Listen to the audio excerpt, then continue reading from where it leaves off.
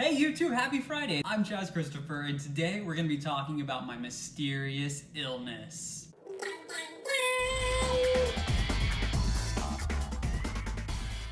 It was the spring of 2011, and I was supposed to have my wisdom teeth taken out. I went to the doctor, it was all done in office, got put to sleep, teeth taken out. I was supposed to be back at work on a Thursday, and the procedure was done on Monday. And at the time I was a sea lion trainer at SeaWorld, and the show that I was doing had to have a guy and a girl, and I was supposed to be the guy Friday, Saturday, Sunday. So I had to be there. When I asked the doctor if I could have the procedure and still work, he said yes, and I took him at his word. So I had the procedure done, I came home, I was, normal puffy cheeks, all of that stuff. I went to work on Thursday. I came back home that night, I took in a painkiller, I went to sleep around, 8 o'clock or something like that. A few hours later, I wake up and I'm freezing.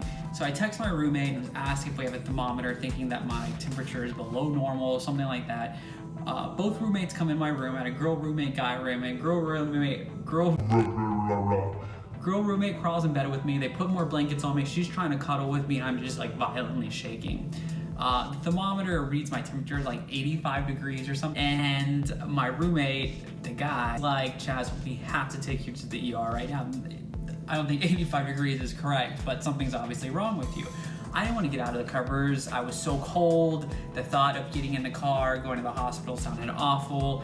Ultimately though, he was persistent, I was weak, I knew something had to happen, so we go to the hospital. They take me to get my vitals. I had 104.7 fever. The nurse instantly started taking off all the clothes I was wearing because I was wearing sweats, and they bring me back instantly, hook me up to an IV, start shooting all the different type of stuff in me. I remember the nurse coming in the room and saying, okay, now this one I have to go really slow because some of the side effects are anal bleeding, and I was in such a weird state that I'm sure if I was a little more cognizant, I would have been like, wait, what? Instead, I'm just like, help me, do whatever you gotta do. So I'm there for hours and they're trying to get my temperature down. I can't have anything over me. I just remember laying in the hospital bed shaking, and when a different nurse would walk by, I would be like, can I have a blanket, please?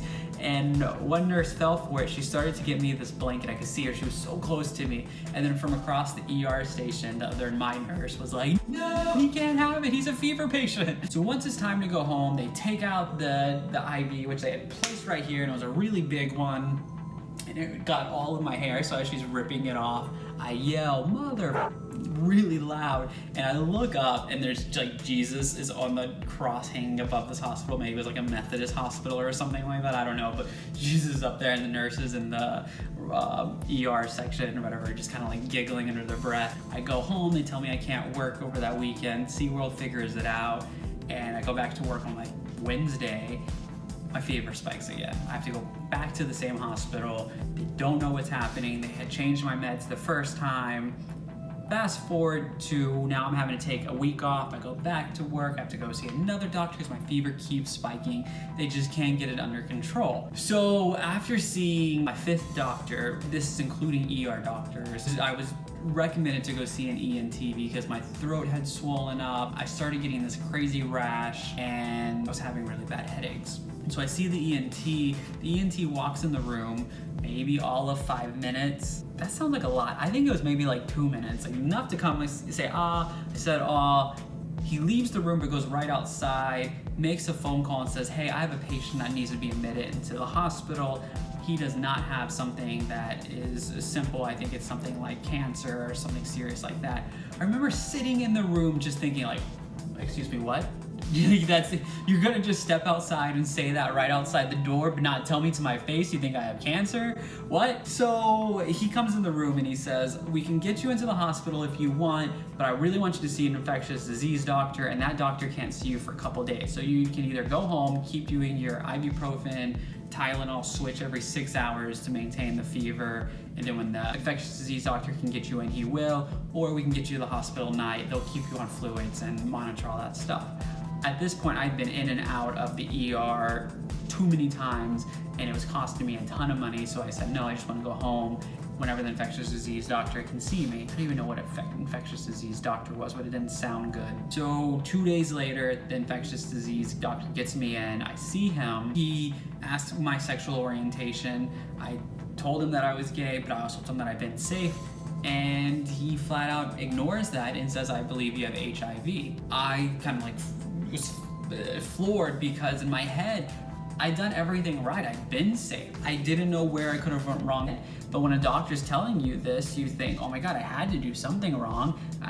I worked with fish, feeding fish to sea lions and dolphins and whales, so I thought maybe at some point I cut my finger and got it somewhere in there. I didn't know. But it scared me, and they took the test then. I wasn't gonna get the results for like 5 days. I waited by the phone all that day. I had to push it back another day. I was miserable. The doctor calls, he says, I got good news, bad news. Good news is you don't have any sign of HIV in your blood, and it doesn't look like you have cancer either, but something is wrong and we don't know what it is. We're gonna have to do more testing. I go back in, they do a ton more testing. I mean, like vials filled with stuff.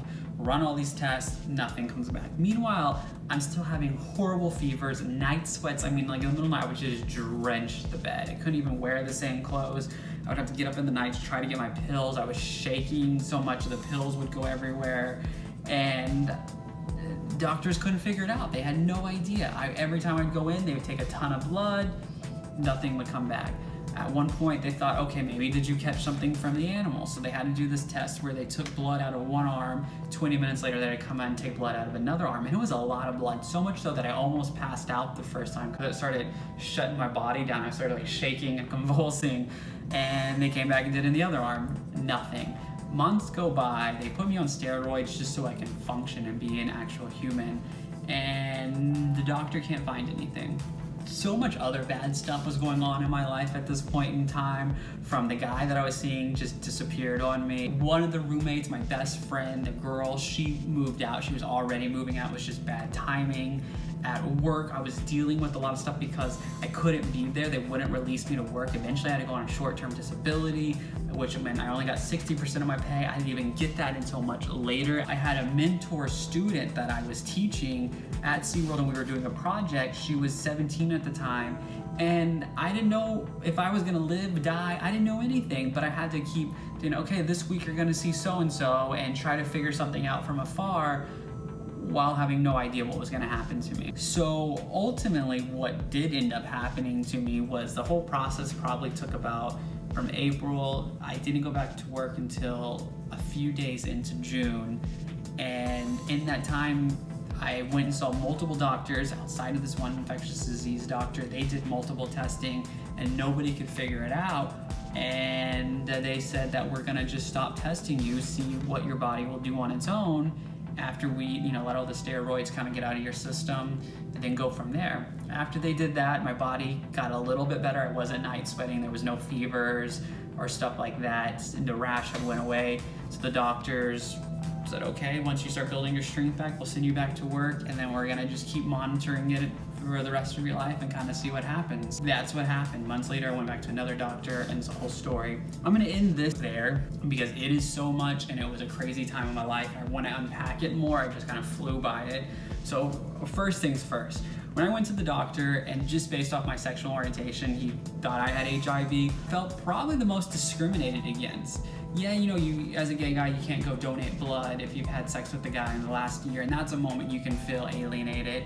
But to have a professional doctor tell you that they believe you have a disease based off your sexual identity, and when you tell them that you have been safe, to still persist that that's what they believe you have that, and end up in that course of all of those months, I was tested for HIV 6 different times. As I would go back, he never once kept saying, okay, you don't have HIV, until it was probably like 2 months later, he told me, oh, I retested you again for HIV because it can show up in your system a month later, 2 months later sometimes. So we wanted to retest your thyroid this time or something like that. At this point in time, my grandmother was actually with me, somebody who, when I came out to her, thought that I was gonna get HIV.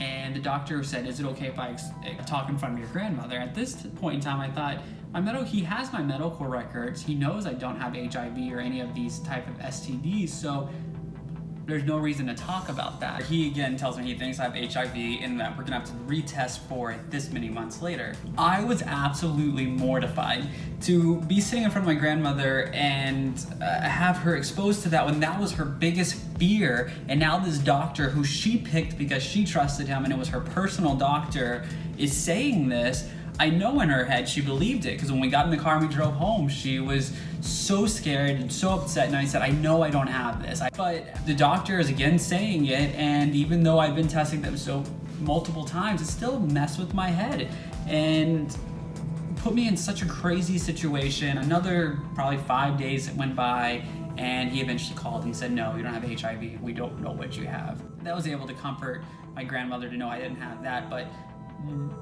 obviously not getting an answer and nobody ever finding out what happened was unnerving, because is it gonna come back? Am I okay? I didn't know any of these answers, and I had to be okay with it. I had to go back to work, get my life back together, and start over. And I actually took a break from seeing any doctors, even though I was still incredibly exhausted. I just thought, you know what? Let's refigure your life out. It gave me a ton of strength and a lot of independence, and I knew within myself that I had to change something in my life. The point of this video was they didn't know. It was a mysterious diagnosis, and it was the biggest test of my character throughout all of this, because I was at rock bottom. I thought that I was never gonna get better at times. In the middle of the night when I would wake up with these crazy fevers, I just kind of thought, what is the point of keeping me alive? If I'm meant to die, let's just get it over with, because this is miserable. What made me want to share this story is if anybody is going through that out there, you have an undiagnosed sickness and you're having to go out in the hospital or different doctors and ER visits, and nobody's telling you what's wrong with you, and you're scared and you're lost. Know that there's other people that are going through that too, and sometimes just knowing you're not alone is comforting enough. I wish I knew what was going on. I wish I had the answer to help you. I wish I could take it all away. Sadly, can't do that. What I can do is let you know you're not alone. I'm here for you. Let me know in the comments below. I can share more of my story with you and give you any help or guidance that I possibly can. I'm hoping that this is a short time in your life, and when you come out of it, you do come out of it a better, stronger person that knows that you can tackle anything that is thrown at you. Hit that likes up button, leave some comments, and most importantly, subscribe so you can see more videos just like this. That's this week's vlog. All of my love. Don't forget, we all can make a difference. You do you, I'll do me, and I'll see you next Friday.